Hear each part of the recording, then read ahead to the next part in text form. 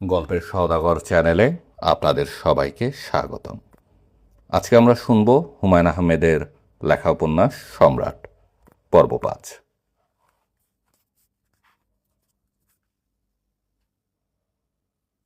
এবার আমি তোমাদের দৃষ্টি আকর্ষণ করছি সবচেয়ে গুরুত্বপূর্ণ জায়গায়। ব্যারাকেই সব সৈন্যরা থাকবে, খুব সম্ভব ঘুমিয়ে থাকবে। আমাদের ১৫ জনের একটি দলের ওপর দায়িত্ব থাকবে ব্যারাক সামলানোর। কিভাবে সামলানো হবে? ভালোভাবেই সামলাতে হবে। আমরা পেছনে কিছু রেখে যাব না। এখন পর্যন্ত ২৫ জন কমান্ডো ব্যবহার করা হয়েছে। আমাদের হাতে আছে আরও ২৫ জন, ঠিক না? জি স্যার। এই ২৫ জনের ১০ জন থাকবে রিজার্ভে। এদের দায়িত্ব হচ্ছে নিশোকে ঠিকমতো বের করে নিয়ে আসা। বাকি ১৫ জনের দায়িত্ব ফোটনকে নয়, তারা সরাসরি চলে যাবে এয়ারপোর্টে। সেটা তারা দখল করবে এবং আমাদের জন্য অপেক্ষা করবে। তাদের দায়িত্বে থাকবে এমন একজন লোক যার উপর ভরসা করা চলে, বেন ওয়াটসন। বেন ওয়াটসন হচ্ছে একাই একটা ব্রিগেড। তোমরা যারা তার সঙ্গে কাজ করবে তারাই টের পাবে। ফোর্ট নকের জন্য যেমন পরিকল্পনা করা হয়েছে, এয়ারপোর্টের জন্য সেরকম কিছু তৈরি করা হয়নি। কারণ বেন ওয়াটসন কোনো রকম প্ল্যানিংয়ে বিশ্বাসী নন। এক একজনের কর্মপদ্ধতি এক এক রকম। এখন আমরা এ জায়গা থেকে ২৫ গজ দূরে চলে যাব। সবাইকে আমি কাজ ভাগ করে দেব। আমি দেখব কি করে আসতে হয়, কোন দিক থেকে আসতে হবে, এবং আমরা চেষ্টা করব কত কম সময়ে কাজটা শেষ করতে পারি সেটা দেখতে। তোমাদের একটা কথা মনে রাখতে হবে, আমাদের হাতে সময় খুব কম, ১ ঘন্টা ২০ মিনিট। এর মধ্যে আমাদের কাজ শেষ করে প্লেনে উঠতে হবে। কেউ কিছু জিজ্ঞেস করতে চাও? কাঁটাতারের বেড়া কে কাটবে? রবিনসন হেসে ফেলল এবং হাসতে হাসতে বলল, আমি। ওই কাজটি আমি খুব ভালো করতে পারি। এসো এখন শুরু করা যাক। প্রথম প্ল্যানটি আমরা এখন দেখব। Squad attention, to the left, quick march. মোরান্ডা, ২৪শে ডিসেম্বর, বুধবার, ভোর ৯টা।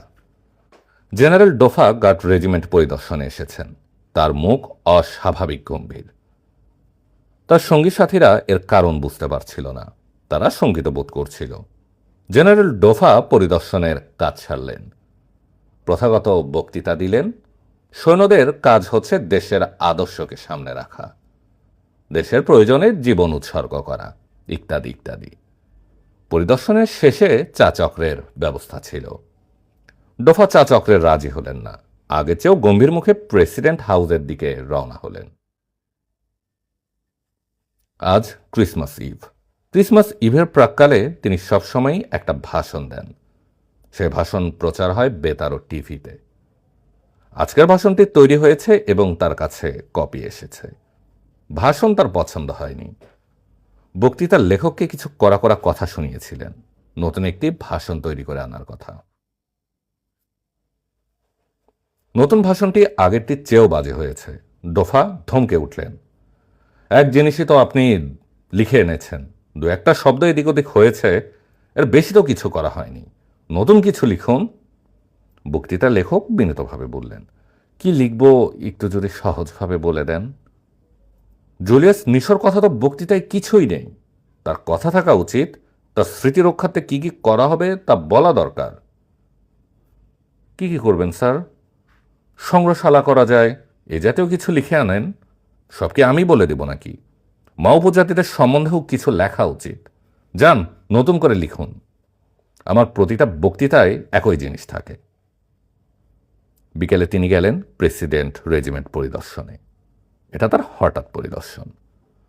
আগে কিছুই ঠিক করা ছিল না। তার মুখ আগের মতোই গম্ভীর। প্রেসিডেন্ট রেজিমেন্টের জেনারেল র্যাবি এর কারণ বুঝতে পারলেন না। কোথাও কোনো ঝামেলা হয়েছে কি? হবার তো কথা নয়। সব কিছুই বেশ স্বাভাবিক।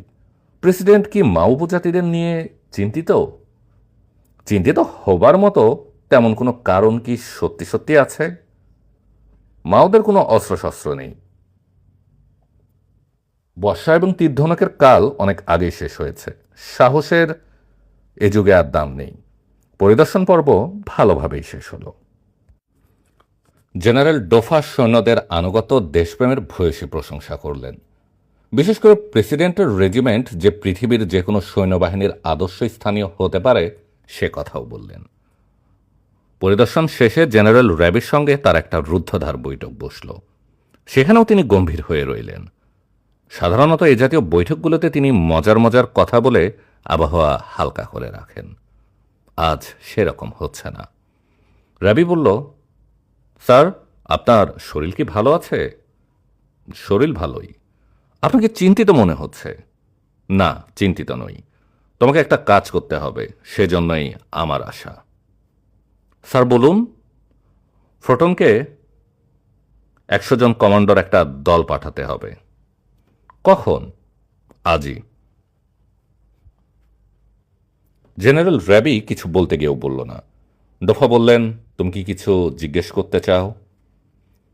না স্যার, কিছু জিজ্ঞেস করতে চাই না। 1 ঘন্টার মতো হেলিকপ্টারে করে কমান্ডো পাঠানো হবে। ওদের উপর কি কোনো নির্দেশ থাকবে? না, কোনো নির্দেশ নয়। আপনি যদি চান আমি ওদের সঙ্গে থাকতে পারি। না, আপনি রাজধানীতেই থাকুন। জেনারেল র্যাবি ইতস্তত করে বললেন, ঠিক কী কারণে আপনি এটা চাচ্ছেন তা জানতে পারলে আমি সেভাবে ওদের নির্দেশ দিয়ে দিতাম। ডোফা দীর্ঘ সময় চুপচাপ থেকে বললেন, তোমাকে বলতে সংকোচ হচ্ছে, আমি একটা খারাপ ধরনের স্বপ্ন দেখেছি। কি দেখেছেন স্বপ্নে? আমার মধ্যে কিছু কুসংস্কার আছে। সে তো আমাদের সবার মধ্যেই আছে। আইনস্টাইনের মধ্যে ছিলও বলে শুনেছি। ডোফা থেমে থেমে বললেন, স্বপ্নটা দেখলাম ভোর রাত্রে, যেন ফোর্টনক থেকে জুলিয়াস নিশো বের হয়ে আসছেন, তার সঙ্গে লক্ষ লক্ষ মা উপজাতিরা। তারা ছুটে আসছে রাজধানীর দিকে। ডোফা কপালের ঘাম মুছলেন। জুলিয়াস নিশোকে নিয়ে আপনি নিশ্চিন্ত, আপনি চিন্তিত, সে কারণেই এরকম স্বপ্ন দেখেছেন, অন্য কোনো কারণ নেই। আমি কি স্যার আপনাকে একটা পরামর্শ দিতে পারি? হ্যাঁ, পারো। নিশোর ব্যাপারটা ঝুলিয়ে রাখবেন না, চুকিয়ে দিন। স্বপ্নের ব্যাপারটা ভুলে যান। এরকম বাস্তব স্বপ্ন আমি খুব কম দেখেছি। ভোররাত্রের স্বপ্ন, তাছাড়া এটা আমার জন্মমাস।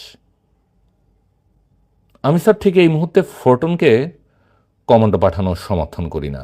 কমান্ডো পাঠানো মানেই দৃষ্টি আকর্ষণ করা। আমাদের যা করতে হবে তা হচ্ছে কারো দৃষ্টি আকর্ষণ না করে কাজ ছাড়া। তবে আপনি চাইলে 1 ঘন্টার ভেতর আমি 1 ব্যাটালিয়ন সৈন্য পাঠাতে পারি। স্যার, পাঠাবো? ডোফা উঠে দাঁড়ালেন। ক্লান্ত স্বরে বললেন, দরকার নেই।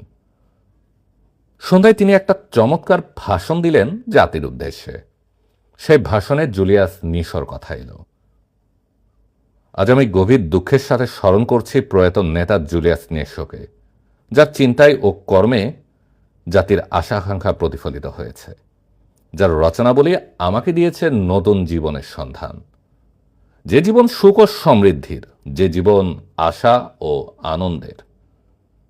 আমি তার স্মৃতিকে চির জাগরুক রাখার জন্য জুলিয়াস নিশো সংগ্রহশালা স্থাপনের নির্দেশ দিয়েছি।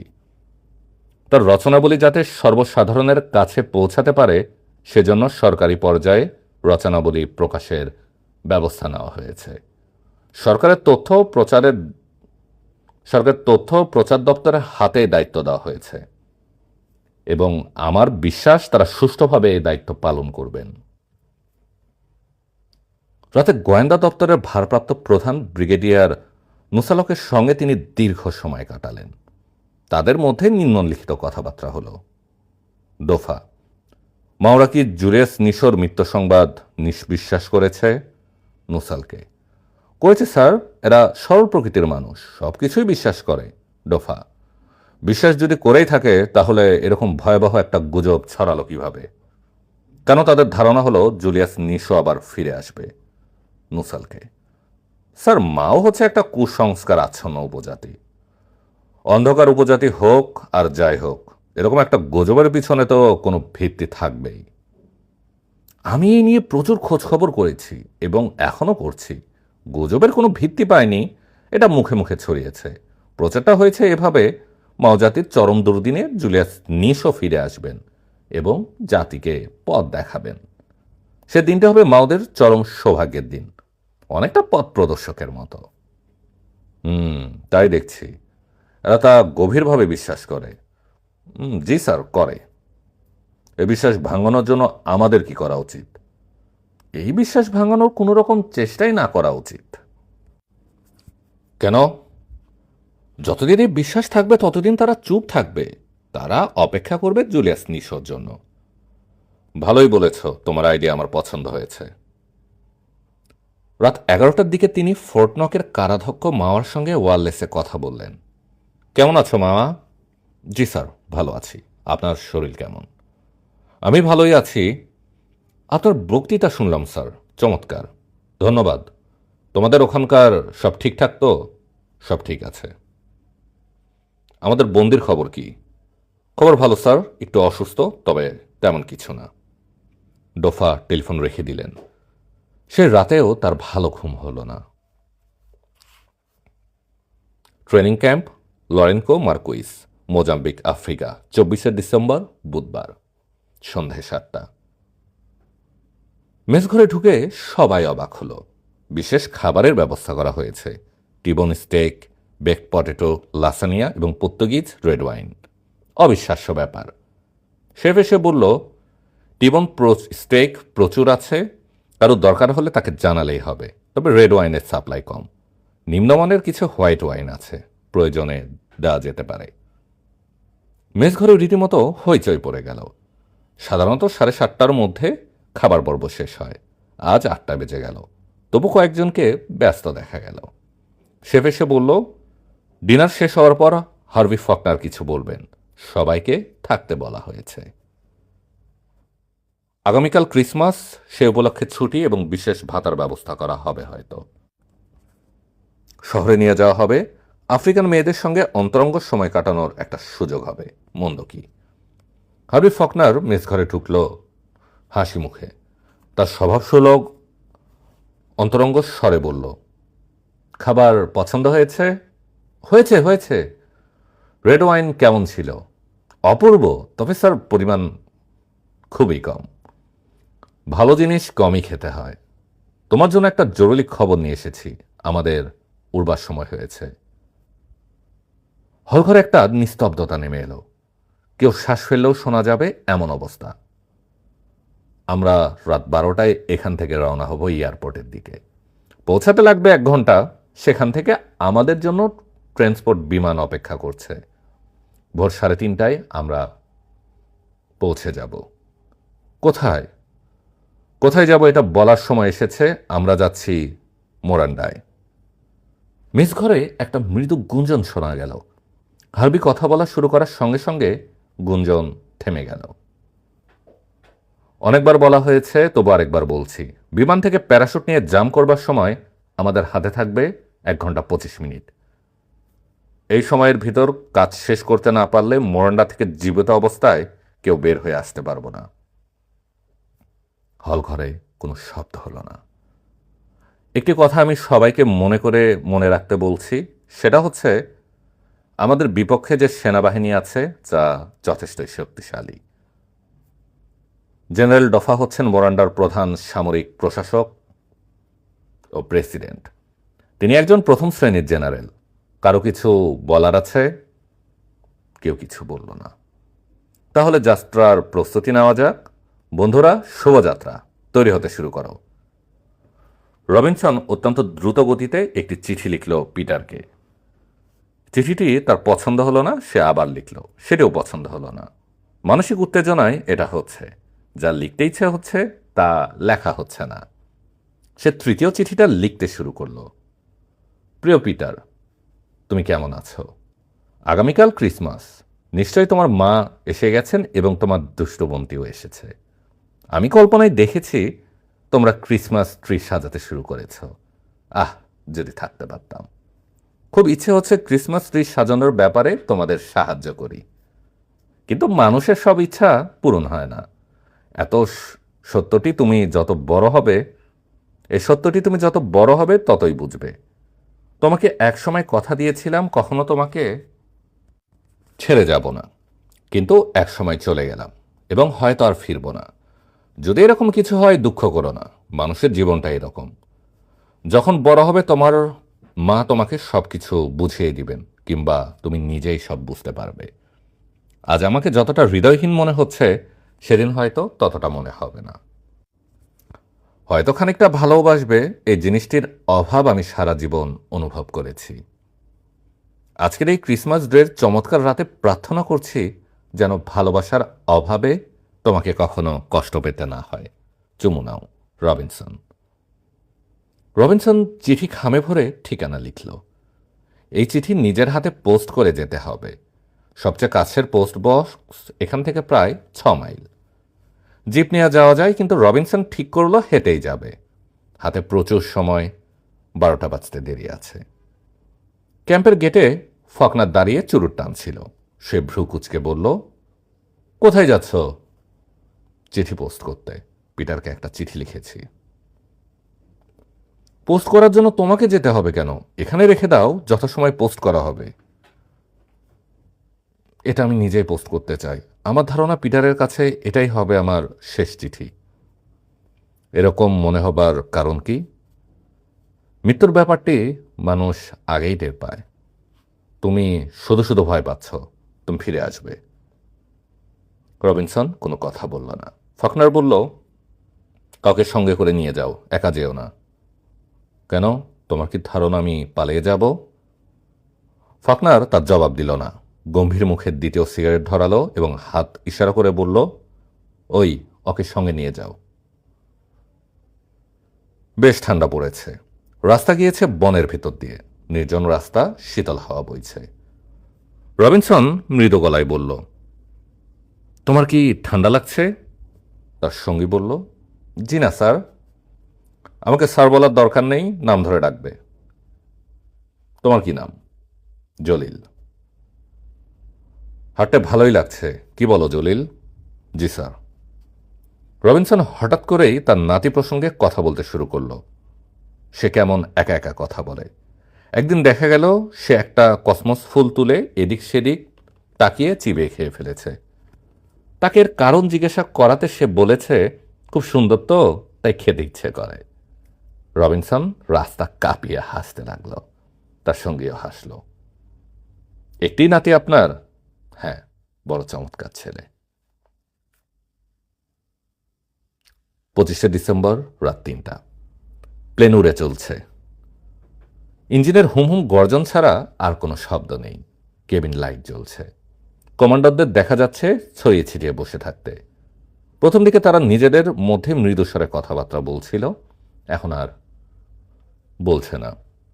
সময় যত ঘনিয়ে আসছে উত্তেজনা ততই বাড়ছে। সবার চেহারায় তার ছাপ পড়েছে। একমাত্র নির্বিঘ্নে ঘুমাচ্ছে বেন ওয়াটসন। এই একটা লোকের মধ্যেই কোনো রকম বিজ্ঞান নেই। কেবিন লাইটের পাশে একটি লাল বাতি জ্বলে উঠল, যার মানে প্লেনের ক্যাপ্টেন কথা বলতে চান। ফকনার হেডফোন কানে পড়ে নিল। হ্যালো, ফকনার বলছি। আমরা প্রায় পৌঁছে গেছি স্যার। তাই নাকি? 20 মিনিটের মাথায় ড্রপিং জোনে চলে আসব। আপনি সবাইকে তৈরি হতে বলুন। বাইরের আবহাওয়া কেমন? খুব ভালো বলা চলে না, শক্ত বাতাস বইছে। ফকনার ভ্রু কুচকাল। ক্যাপ্টেন বলল, আমি কেবিনের বাতি কমিয়ে দিচ্ছি যাতে চোখে অন্ধকার হয়ে যায়। ঠিক আছে। প্লেনের গতি কমে আসছে, নিচেও নেমে এসেছে বেশ খানিকটা। দরজা খুলে দেওয়া হয়েছে। বাইরের প্রচণ্ড বাতাসের ঝাপটায় প্লেন এখন কেঁপে কেঁপে উঠছে। কেবিনের ভেতরটা প্রায় অন্ধকার। ফকনার গম্ভীর গলায় বলল, অস্ত্র, যন্ত্রপাতির রসদ এবং প্যারাশুট সবাই পরীক্ষা করে নাও। তোমাদের নিজেদের পরীক্ষা শেষ হলে জনাথন পরীক্ষা করে দেখবে।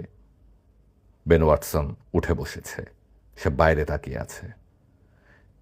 কেবিনে ঠিক এই মুহূর্তে প্রচণ্ড কর্মব্যস্ততা।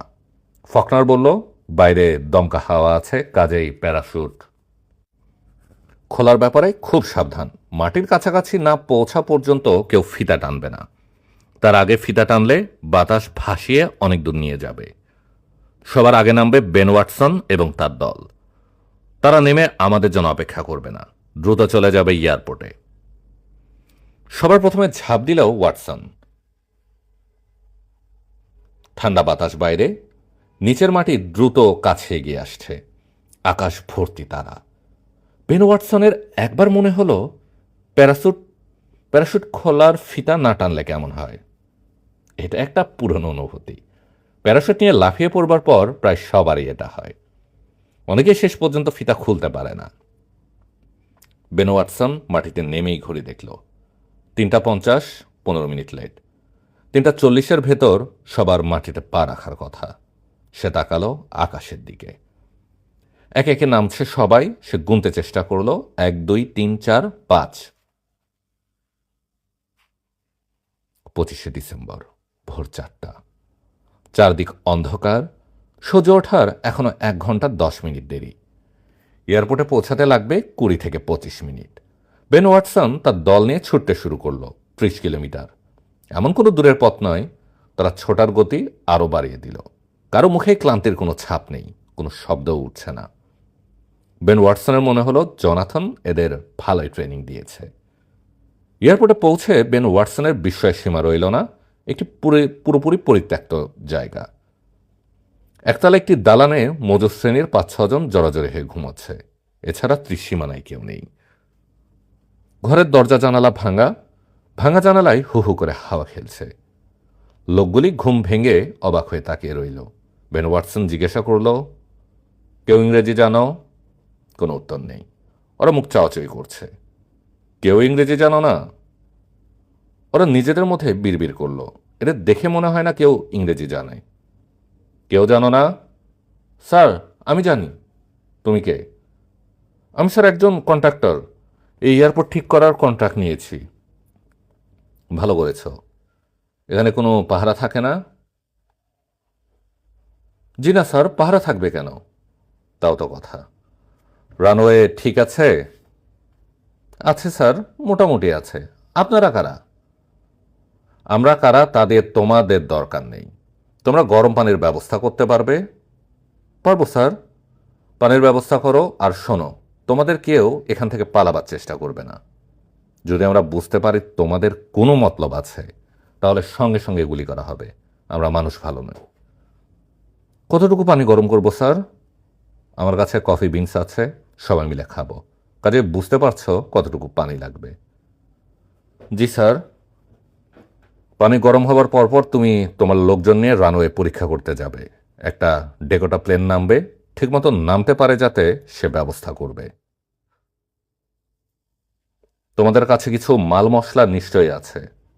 আছে sir. Good, very good. Ben Watson কফির পেয়ালা হাতে বাইরে অপেক্ষা করতে লাগলো।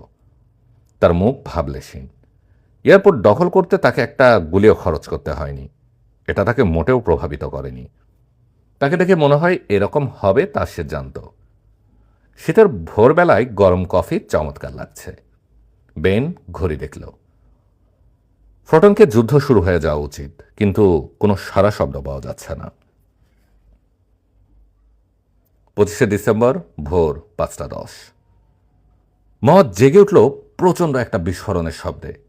শব্দ কমে আসতেই সে শুনল একসঙ্গে অনেকগুলি সাবমেশিন গান থেকে কানে তালা ধরানোর মতো আওয়াজ আসছে। সে শব্দও থেমে গেল। আলাদা আলাদাভাবে গুলির শব্দ হতে থাকলো। কি হচ্ছে সব? আবার আরেকটি বিস্ফোরণ, প্রচণ্ড বিস্ফোরণ। মনে হলো ফোর্ট নকের সবটাই উড়ে গেছে। দরজা জানালা সব ভেঙে গেছে নাকি। মামা হতভম্ব হয়ে উঠে বসল বিছানায়। ঠিক তখনই বন্ধ দরজা কে যেন লাথি মেরে ভাঙল। তুমি মামা? মূর্তির মতো মাথা নাড়ল মামা। আমরা নিশোকে নিতে এসেছি। তুমি চাবি নিয়ে আমার সঙ্গে এসো। কিসের চাবি? কোনো বাজে কথা বলবে না। একটা বাজে কথা বলবে গুলি করে এখানে শেষ করে দিব। সাবমেশিন গান থেকে আবার শব্দ আসছে। একটি মাত্র সাবমেশিন গান। অনবরত ক্যাটক্যাট শব্দ। ভয়াবহ কিছু একটা হয়ে গেছে। মামা অনুগত ছেলের মতো চাবির গোছা হাতে নিয়ে নিচে নেমে এলো। সিঁড়ির মাথায় দেখা গেল আরেকজনকে দাঁড়িয়ে আছে। সে লোকটি ভারী গলায় বলল, এই কি মামা? জি স্যার। ভালো। মামা, আমি ফকনার। তোমাদের সেনাবাহিনীর এমন খারাপ অবস্থা আমার ধারণা ছিল না। একদল গার্লস গাইডও তো এর চেয়ে ভালো ডিফেন্স দিত। এসব অপদার্থদের তো লাঠি দিয়ে পানিতে ফেলে দেওয়া উচিত। সূর্য এখনো ওঠেনি, তবু আবছাভাবে সব কিছু দেখা যাচ্ছে। মামা ভালোভাবে চারদিকে তাকানোর সাহস পাচ্ছে না। কোথাও কোনো শব্দ হচ্ছে না, শুধু ফ্যামিলি কোয়ার্টারগুলো থেকে মেয়েদের চেঁচিয়ে কান্নার আওয়াজ আসছে। সেনাবাহিনীর ব্যারাক মোটামুটি ভাবে একটা ধ্বংসস্তূপে পরিণত হয়েছে। মামা সেলের তালা খুলল, সেলে ঢুকল হার্বি ফকনার। সুপ্রভাত জুলিয়াস নিশো। নিশো কিছু বললেন না, অবাক হয়ে তাকিয়ে রইলেন। আপনি কেমন আছেন? আমি ভালোই আছি, কিন্তু হচ্ছে কি? তেমন কিছু না, আমরা আপনাকে নিতে এসেছি। তোমরা কারা? আমরা হচ্ছে বুনো হাঁস। আমার মনে হয় না আপনি হাঁটতে পারবেন। ফকনার ইশারা করতেই একজন এসে তাকে পিঠে তুলে নিল। নিশো মৃদস্বরে বললেন, অনেক কিছুর পিঠেই চড়েছি, মানুষের পিঠে কখনো চড়িনি। ফকনার বলল, আপনাকে অল্প কিছু সময় কষ্ট করতে হবে মিস্টার নিশো। ভোর 6:25 আমাদের উদ্যানকারী প্লেন আসবে। এখানে এমন কিছু কি আছে যা আপনি সঙ্গে নিতে চান? না, কয়েকটি প্রেমের কবিতা লিখেছিলাম, সেগুলো আমি মাওকে দিয়ে যেতে চাই। মাওকে দেওয়া অর্থহীন, ওকে আমি এক্ষুনি মেরে ফেলব। অসম্ভব, আমার চোখের সামনে কাউকে হত্যা করতে পারবে না। চোখের আড়ালেই করা হবে। না না, দয়া করো। ফকনার হেসে ফেলল। নিশো চোখ বন্ধ করে উচ্চস্বরে বললেন, দয়া করো। বলেই খেয়াল হলো তিনি একজন নাস্তিক। তবু তিনি আবার ঐশ্বরের নাম দিলেন। 25 ডিসেম্বর ভোর 6:20। এয়ারপোর্টে সবাই অপেক্ষা করছে। ফকনারের হাতে সিগারেট, তার মুখ হাসি হাসি। 50 জন কমান্ডোর সবাই আছে। একটা অস্বাভাবিক ঘটনা, বিশ্বাস হয়েও হতে চায় না, কিন্তু এটা স্বপ্ন নয়, সত্যি। ওই তো জুলিয়াস নিশো চোখ বড় বড় করে তাকিয়ে আছেন। ইঞ্জিনের আওয়াজ আসছে, প্লেন এসে পড়ল বোধ হয়। রানওয়ে ভালো নয়, তবে প্লেনের নামতে বা উঠতে কোনো অসুবিধা হবে না। ডাকোটা প্লেনগুলি ধান খেতেও নেমে পড়তে পারে। ফকনার চেঁচিয়ে উঠল, স্কোয়াড অ্যাটেনশন, গেট রেডি। কমান্ডারদের মধ্যে একটা চাঞ্চল্য জাগল। হ্যাঁ, প্লেন দেখা যাচ্ছে, ডাকোটা প্লেন। ফকনারের নির্দেশে ওয়ারলেসে প্লেনের ক্যাপ্টেনের সঙ্গে যোগাযোগের চেষ্টা করা হচ্ছে। হ্যালো ডাকোটা, বুনো হাঁস কলিং। হ্যালো ডাকোটা, বুনো হাঁস কলিং। ওভার। Hello Dakota. প্লেনের পাইলটকে শেষ পর্যন্ত ধরা গেল। ফকনার কথা বলবার জন্য এগিয়ে এলো। Good morning Dakota and happy Christmas. Happy Christmas colonel Faulkner. হ্যাঁ, তোমাদের জন্য একটা বড় রকমের দুঃসংবাদ আছে, বলে ফেলো। আমি তোমাদের নেবার জন্য নামছি না। কিছুক্ষণ আগে আমাকে জানানো হয়েছে যে নিশোকে উদ্ধারের যে মিশন পাঠানো হয়েছে তা বাতিল করা হয়েছে। কেন? জেনারেল ডোফার সঙ্গে আমেরিকান সরকারের চুক্তি হয়েছে। তারা এখন ডোফাকেই রাষ্ট্রপ্রধান হিসেবে চায়। ভালো কথা, আমাদের কি হবে? পাইলট সে কথার কোনো জবাব দিল না। বিমানটি এয়ারপোর্টের উপর দুবার চক্কর দিয়ে দক্ষিণে উড়ে গেল। সবাই তাকাচ্ছে, কিছু একটা শুনতে চায় ফকনারের কাছ থেকে। কি বলা যায়? ফকনার আকাশের দিকে তাকিয়ে বলল, বন্ধুরা, চমৎকার একটি সকাল। রবিনসন ভ্রু কুচকে বলল, ব্যাপারটা কি? ফকনার জবাব দিল না। একদলা থুতু ফেলল, পকেট থেকে সিগারেট বের করল, প্যাকেট বাড়িয়ে দিল রবিনসনের দিকে। রবিনসন বিরক্ত মুখে বলল, আমি সিগারেট ছেড়ে দিয়েছি। ক্যান্সারের ভয়ে? রবিনসন ঠান্ডা গলায় বলল, কেন আজে বাজে কথা বলছো? যা জানতে চাচ্ছি তা বলো। কি জানতে চাচ্ছ? ফকনার সিগারেটের লম্বা টান দিয়ে বলল, ব্যাপারটা তুমি যতটুকু জানো আমিও ঠিক ততটুকু জানি। ওয়্যারলেসের কথাবার্তা যা হয়েছে তুমি শুনেছ, তারপর আমাকে জিজ্ঞেস করবার অর্থ কি? এসব হচ্ছে মেয়েলি স্বভাব। মেয়েলি স্বভাব হোক বা না হোক, আমি পরিষ্কারভাবে জানতে চাই তুমি কি ভাবছ। এই মুহূর্তে আমি কি ভাবছি তা জানতে চাচ্ছ? হ্যাঁ, এই মুহূর্তে আমি ভাবছি 1 কাপ গরম কফি পেলে মন্দ হয় না। রসিকতা করছো? না, রসিকতা করব কেন? সত্যি সত্যি কফির পিপাসা বোধ হচ্ছে। সবার জন্য গরম কফির ব্যবস্থা করো, সেই সঙ্গে রাতের খাবার দাবার। শীতকালের নেকড়ের মতো ক্ষুধার্ত বোধ করছি। এর বেশি কি কিছু তোমার বলার নেই? আপনারা শুনছিলেন হুমায়ুন আহমেদের লেখা উপন্যাস সম্রাট পর্ব ৫।